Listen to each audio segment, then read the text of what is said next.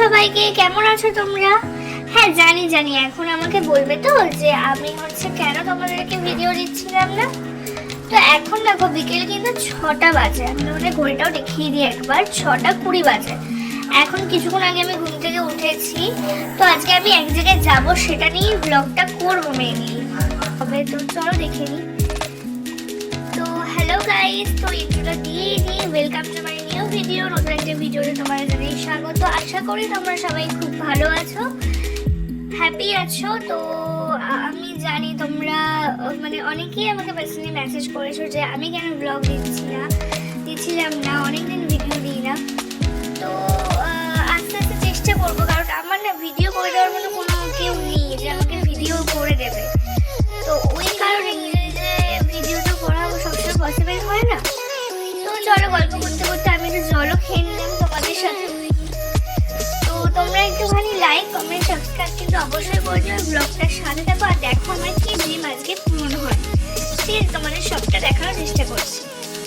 এখন আমি রান্নাঘরে চলে গেলাম। রান্নাঘরে গিয়ে তোমাদেরকে দেখাচ্ছি যে দেখো আমার সকালবেলা সকালে আমি এখন ওয়েদারটা এতটাই খারাপ, এত বৃষ্টি হচ্ছে যে ঘুম থেকে উঠতে খুব দেরি হয়ে যাচ্ছে। আর এর জন্য সকালে আমার স্টেই দেওয়া হয়নি।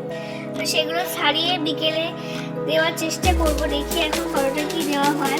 আর দেখো আজকে দুধ চা করবো বলে চা রয়েছে, বাট দুধ নেই বাড়িতে। মনে দুধ আনতে গেছে, চা করাটাও দেখাবো। তো ওটা সম্ভব হবে, প্লিজ তোমরা একটু সাথে থাকো, ঠিক আছে? চলো এবার চলে এসেছি রান্নাঘরে। কিন্তু মনে দুধটা নিয়ে চলে এসেছে। আর আমরা এটা খাই না ন্যাচারালি, আমলের দুধ। আমরা রেড কাউ খাই। তো তোমরা একটু বলো কারা কারা কি দুধ খাও বাড়িতে, কি লিকুইড দুধ খাও বা কি পাউডার দুধ খাও, একটু বলো। আর আমলটাও ভালো কিনা এটা একটু জানিও সবাই কমেন্টে। দিন আমি দুধটাকে মেপে আর জলটা পরিমাণ মতো দিয়ে দিলাম। আমি কিন্তু পুরো লিকুইড দুধের চা কিন্তু করি না, আমি কিছুটা জলও মিশিয়ে চা করি। কারণ এমনিতেই আমরা সাধারণত দুধ চা খাই না। আমি এই বাড়িতে আসার পর থেকেই লিকার চা বেশি হয়, এই বাড়িতে দুধ চা হয়ই না। তাও আজকে একটু আমাদের মনে হয়েছে তাই খাচ্ছি। তারপর পরিমাণ মতো চিনি দিয়ে নিলাম। আর চিনি দেওয়ার পরে আমি চা করার স্টাইলটা প্লিজ তোমরা কেউ নকল করো না, আমি উল্টো পাল্টা করছি আজকে। ইভেন আমি চাও ঠিকঠাক করে আমি যা বুঝতে পারলাম আমি করতে পারি না। তো দেন আমি একটা বিপত্তি ঘটাবো আজকে, যেটার ভয় পাচ্ছিলাম, যার জন্য দুধটা উতলে যাওয়ার ভয় পাচ্ছি। আর সেটাই আজকে এখন আমার সাথে হবে। তোমাদের একটু দেখো আমার বোকামিটা।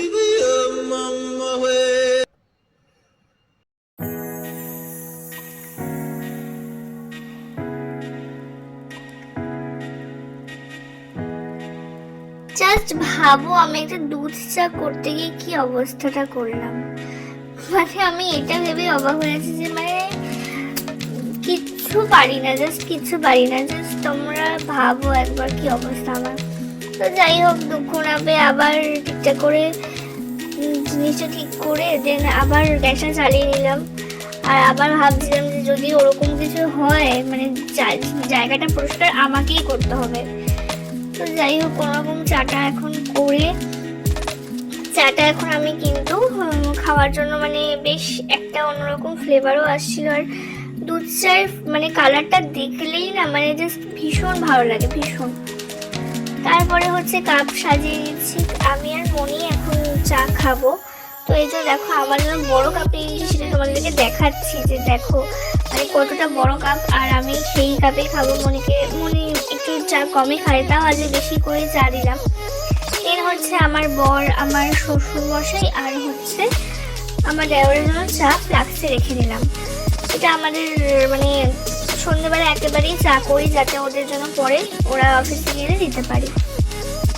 চায়ের সাথে এবার বিস্কুট নেওয়াটা দেখাবো তোমাদেরকে। যেহেতু বৃহস্পতিবার আমার মনির সঙ্গে গেছিলো, এই কারণে আমাদের অনেক তাড়াতাড়ি খাওয়া হয়ে গেছে। এর জন্য আমাদের যতগুলো কৌটোতে বিস্কুট ছিল, আমার নিজে যখন মনে নেই কটা বিস্কুট আমরা নিয়েছিলাম, বাট অনেকগুলো বিস্কুট নিয়ে চলে এলাম। যেহেতু মনেও বলছিল একটু খিদে পেয়েছে, আমরা বেরোবো, যেহেতু বাড়িতে বেশি কোনো খাবার খাবো না।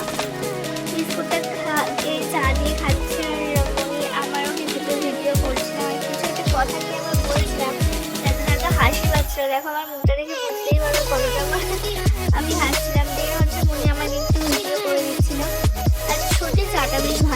হয়তো ওরকম একটা পড়ে গেছে, সিরিয়াসলি এমনি ভালো হয়েছে চাটা। আমার ইচ্ছা যে অনেকদিন পর পর আমরা খাই, তো সত্যি হেভি লেগেছে চাটা।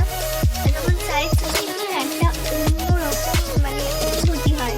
আর নিজের করা নিজের চা নিজে আমি হয়তো নিজেকে ফাটাফাটি বলি, সত্যি কথা বলতে। এর আমি চলে গেলাম চাটা খেয়ে রেডি হতে। আর রেডি হওয়ার সময় হচ্ছে দেখাচ্ছে, দেখো আমি এই ফ্রকটা পরবো, এইটা কিন্তু আমি মিশো থেকে নিয়েছিলাম। দেখো আমি কি শুধু এক চটকিতে রেডিও হয়ে চলে এলাম, আর দেখো কি ঢং করছি আর বলছি যে তোমাদেরকে যে এটা আমার ন্যাচারাল বিউটি প্লিজ। আমি শুধু লিপস্টিক ছাড়া কিন্তু আর কিছু মেকআপ করিনি। দেন হচ্ছে আমরা বেরিয়ে গেছি আমি আর মনি।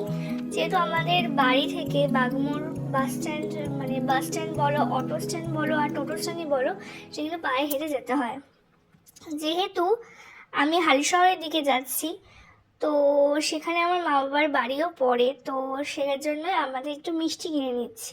আর তোমরা যারা বাগমোড়ের দিকে থাকো তারা কিন্তু জানো যে সতীমার মিষ্টি কিন্তু খুব বিখ্যাত, তাই আমি সাধারণত সতীমা থেকেই মিষ্টি কিনি।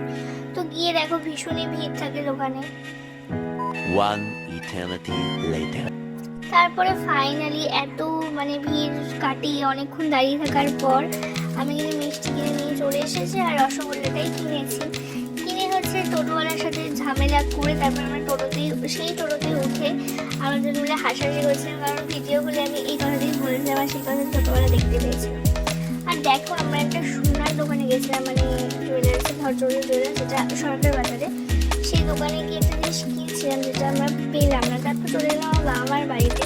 আর দেখো আমি এখানে লুকিয়ে হচ্ছে আর কি করছিলাম আমার বাবাকে মানে সারপ্রাইজ দেবো বলে। তারপর আমার বাবা গেট খুললো আর আমরা ঢুকে গেলাম আমাদের বাড়িতে।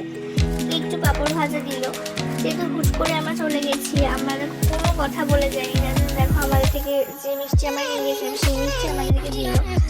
তো দিন তারপরে এই যে আমার স্বপ্ন পূরণ দিকে চলে এসেছি।